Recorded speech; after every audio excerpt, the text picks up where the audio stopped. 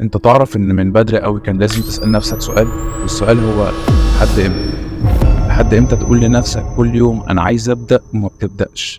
لحد امتى تقول لنفسك كل يوم انا عايز احقق حاجة انا نفسي فيها وبالفعل انت ما بتحققهاش؟ عارف ليه؟ عشان انت دايما مستني الوقت المناسب، دايما مستني ظروفك تخلص عشان تحقق اللي انت بتستناه وبتحلم بيه. تعرف ان ده عمره ما هيتحقق، مش عشان انا بقولك كده، ده عشان ربنا بيقولك كده. وأن ليس للإنسان إلا ما سعى وأن سعيه سوف يرى. الرزق بتاع ربنا دايما محفوظ لك، والحلم اللي انت عايزه موجود ومحطوط في مكانه، بس المفتاح بتاعه هو السعي. وعشان الظروف، عشان تعرف ان هي مش بالظروف، واللي عايز حاجة بيعملها بجد. اللي انت شايفه ده واحد عنده أسرة ومسؤول عنها، ولازم كل يوم يتعب ويشقى ويروح شغله عشان يحقق لبيته اللي هو عايزه. وغير ان هو عايز يحقق لبيته اللي هو عايزه، هو كمان عنده حلم. هل هيسيبه؟ لا، هو تحدى نفسه ان هو كمان هيحقق حلمه بنفسه.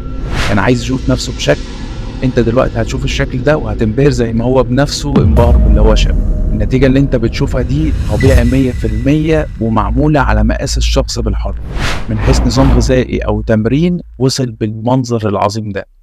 انا عايزك انت بقى تراجع نفسك، عشان انا عايز اشوفك انت العظمة الجديدة. وافتكر، اللي عايز حاجة بيعملها بنفسه. سلام.